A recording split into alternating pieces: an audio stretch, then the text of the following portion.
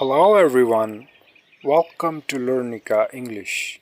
Today's phrase: He runs his own store.